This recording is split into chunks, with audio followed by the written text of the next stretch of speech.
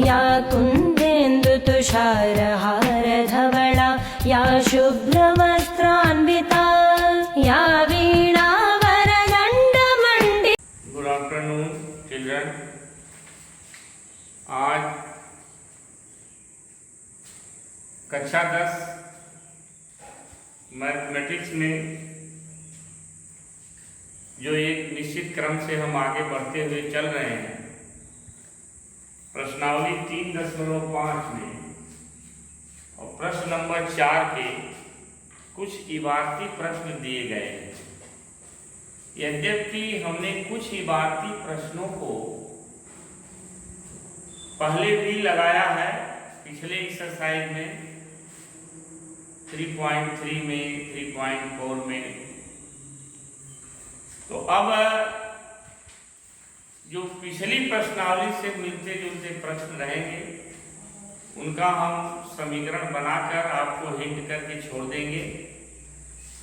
आते हैं प्रश्न नंबर 4 में। पहला पार्ट है,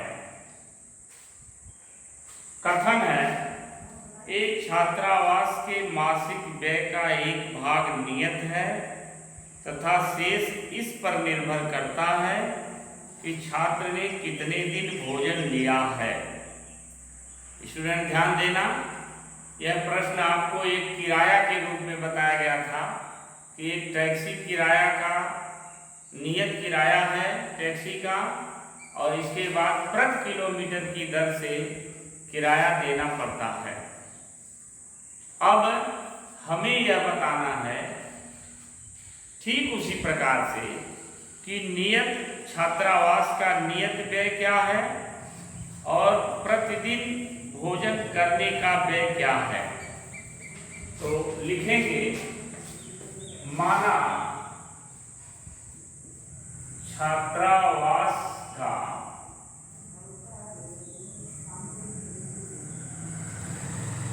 नियत व्यय X रुपया है और भोजन का प्रतिदिन व्यय भोजन का Y रुपया प्रति दिन है। पहली शर्त में कह रहा है कि ए मतलब ए एक छात्र है जो 20 दिन भोजन करता है और 1000 रुपया अदा करता है। तो प्रथम शर्त के अनुसार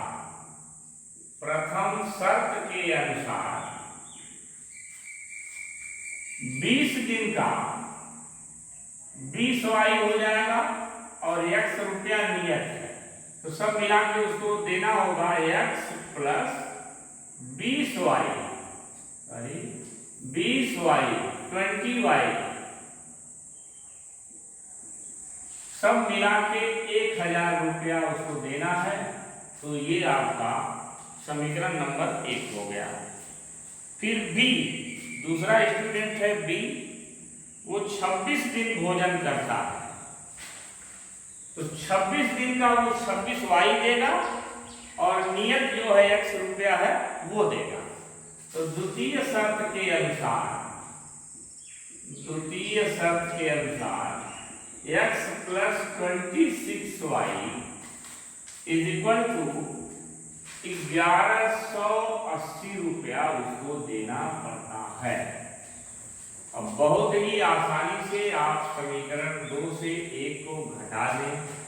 विलोपन करना आसान है, X के गुणांक भी बराबर हैं, इसके चिन्ह समान हैं, इसलिए आप समीकरण 2 से 1 घटा सकते हैं। जो 2 चूंकि बड़ा है इसलिए घटाने पर जो रिजल्ट आएगा वो धन में आएगा। आप 1 से 2 भी घटा सकते हैं, दोनों तरफ ऋण में आएगा, ऋण कैंसिल हो जाएगा। तो ये है आपका समीकरण 2 और ये है समीकरण नंबर 1000। जब आप घटाते हैं ये माइनस ये हो गया 6y 180 रुपया हुआ। y इज इक्वल टू 180/6, 30 रुपया प्रतिदिन। छात्र जो है 30 रुपया प्रतिदिन के हिसाब से भोजन का देता है। अब y का मान समीकरण 1 में रखकर तो ये हो जाएगा 20 × 30 यानी 600। 1000 से 600 घटा देंगे। आगे का काम आप खुद कर सकते हैं, प्रश्न बहुत आसान है।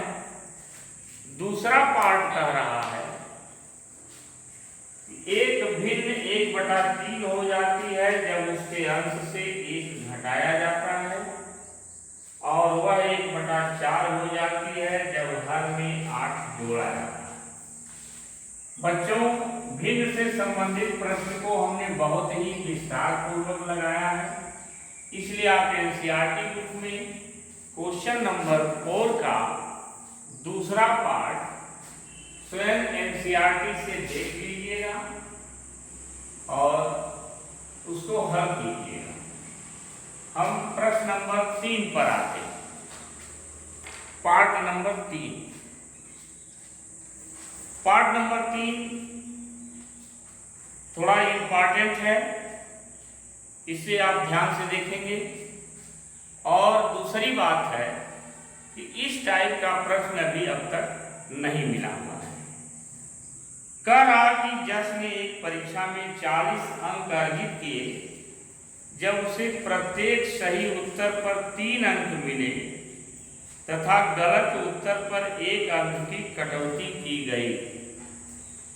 यदि उसे सही उत्तर पर 4 अंक मिलते तथा गलत उत्तर पर 2 अंक कटते तो यश 50 अंक अर्जित करता है। परीक्षा में कुल कितने प्रश्न थे? एक बार फिर ध्यान से सुनिए। कह रहा कि परीक्षा में कुल कितने प्रश्न थे, हमें इस बात का उत्तर देना है। प्रश्न एक बार सुनेंगे फिर। 40 अंक वो प्राप्त करता है जब उसे सही उत्तर पर 3 अंक मिलते हैं और गलत उत्तर पर 1 अंक की कटौती होगी। तो माना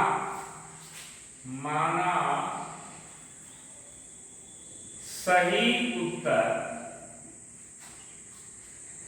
x है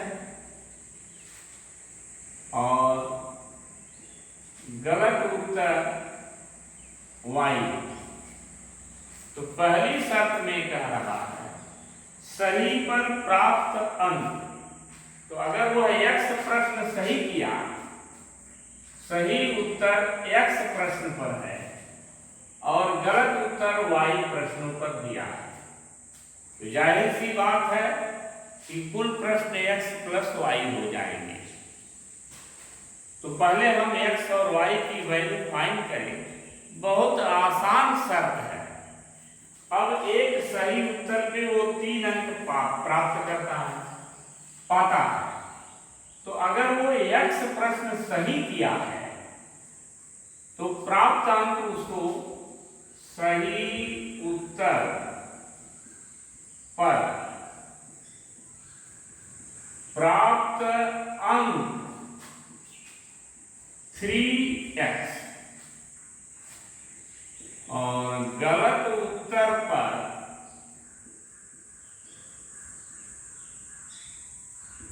कटा अंक y, 1 y, क्योंकि y प्रश्नों को गलत किया है और हर प्रश्न पर 1 अंक कटता है गलत पर, तो 1 y अर्थात y। अब प्रथम शर्त के अनुसार उसे पहली शर्त में कुल 40 अंक प्राप्त होते हैं, अर्थात 3x अंक को पाया है, उसमें से y अंक घट जाएगा और उसे कुल प्राप्त अंक 40 हैं। ये समीकरण नंबर 1 हो जाएगा। फिर कह रहा है कि यदि उसे सही उत्तर पर 4 अंक मिले और गलत उत्तर पर 2 अंक कटे तो सही उत्तर पर 4 अंक प्राप्त होने पर 4x अंक प्राप्त होगा और गलत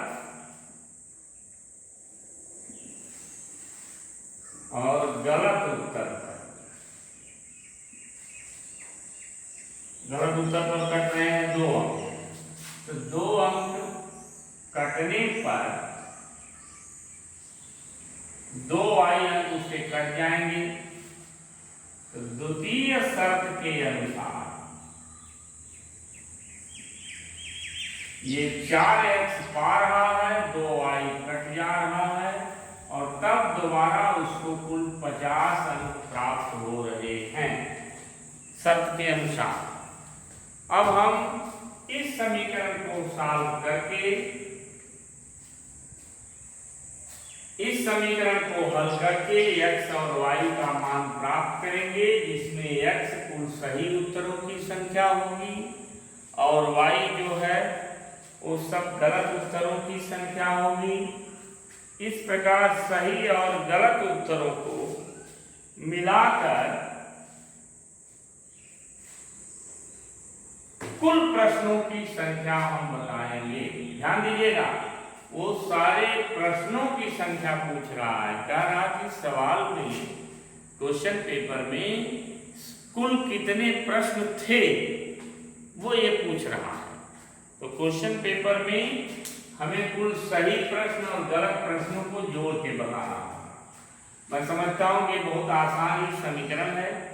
इस समीकरण को आप जैसे भी सुविधा हो, विलोपन से, बज्रगुणन से, जो विधि आपको सुटेबल लगती हो, प्रतिस्थापन से लगा सकते हैं।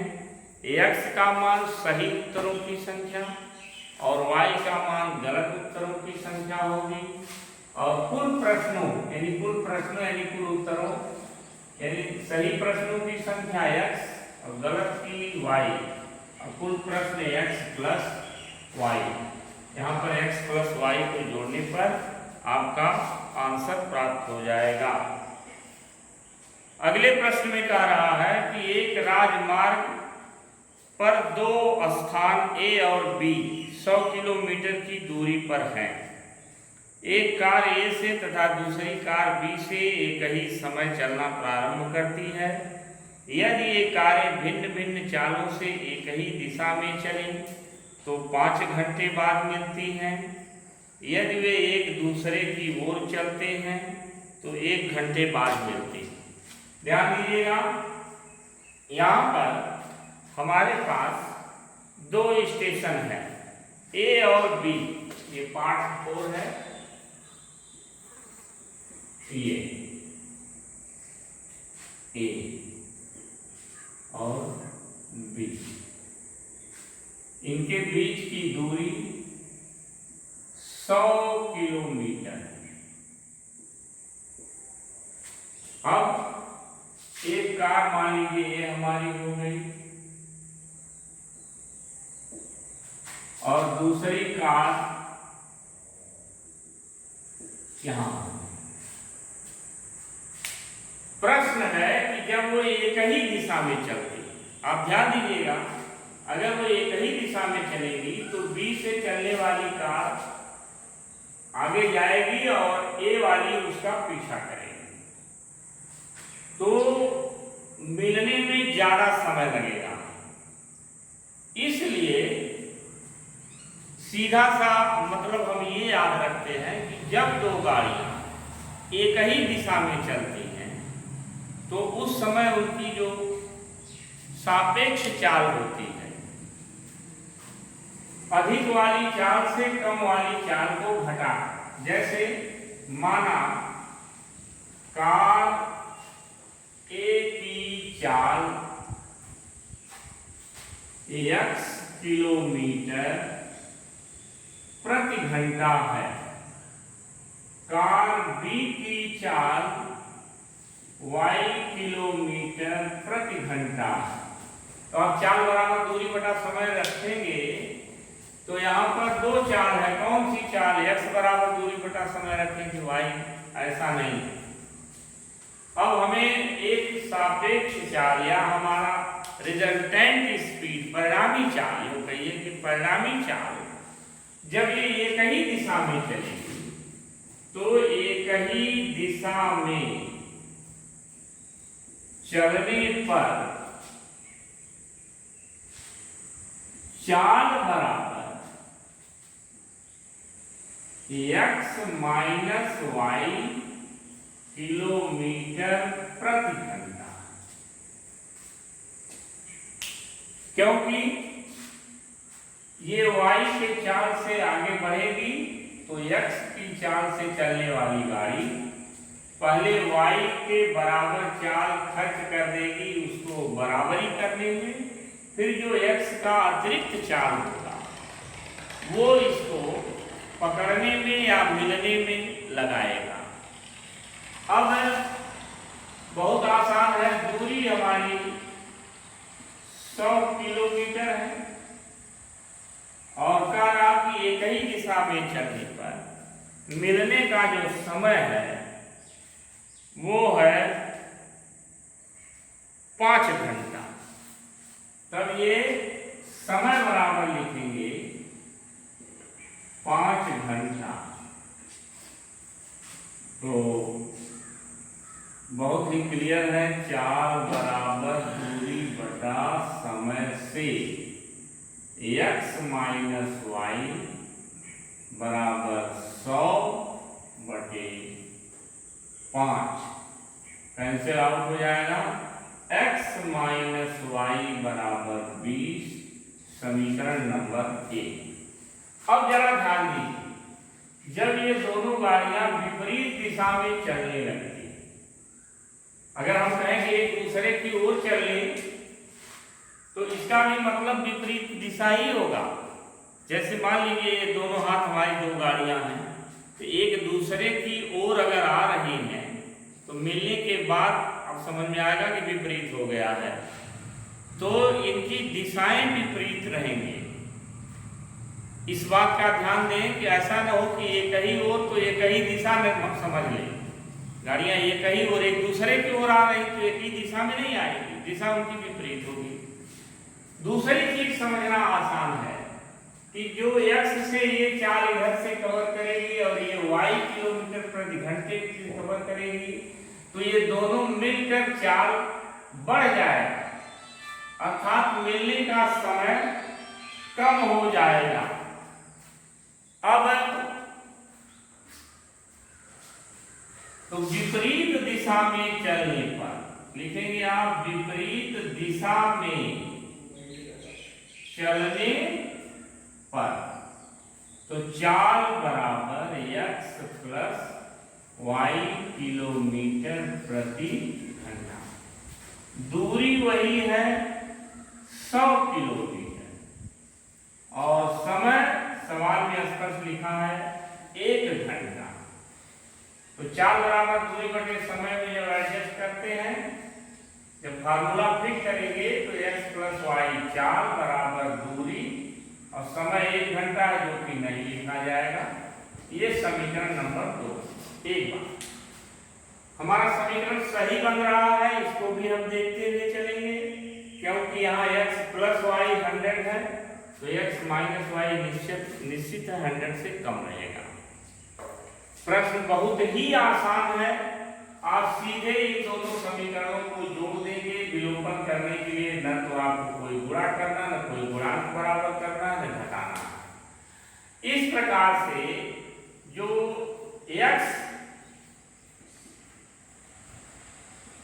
x का मान 120 बटे 2 यानी 60 किलोमीटर प्रति घंटा होगा। तो जब x 60 किलोमीटर प्रति घंटा है और y 40, एक गाड़ी 60 किलोमीटर प्रति घंटा की चाल से चलती है 40। अब जरा चेक करते हैं, जब ये 60 माइनस 40 कर रहे हैं तो 20 हो जा रहा है और जब ये 60 प्लस 40 कर रहे हैं तो 100 हो जा रहा है। बहुत ही आसान प्रश्न है। नाउ पार्ट 5 क्वेश्चन नंबर 4, इसको आप वेरी वेरी इंपॉर्टेंट का निशान लगाकर और बहुत ही कायदे से इसको समझेंगे, जितना हो सके उतना अभ्यास करेंगे। स्टूडेंट, जितना प्रश्न मैंने बताया है इसमें कुछ हिंट देकर छोड़ दिया है, इसे आप अच्छी तरह से रिवीजन कर लेंगे। प्रश्न नंबर 4 का जो लास्ट पार्ट है बहुत ही इम्पॉर्टेंट प्रश्न है, इसे हम अगले लेक्चर में आपको बहुत विधिवत समझाएंगे। तब तक आप मेहनत से पढ़िए, फिर अगले एपिसोड में आपसे मिलते हैं। तब तक के लिए नमस्कार, धन्यवाद।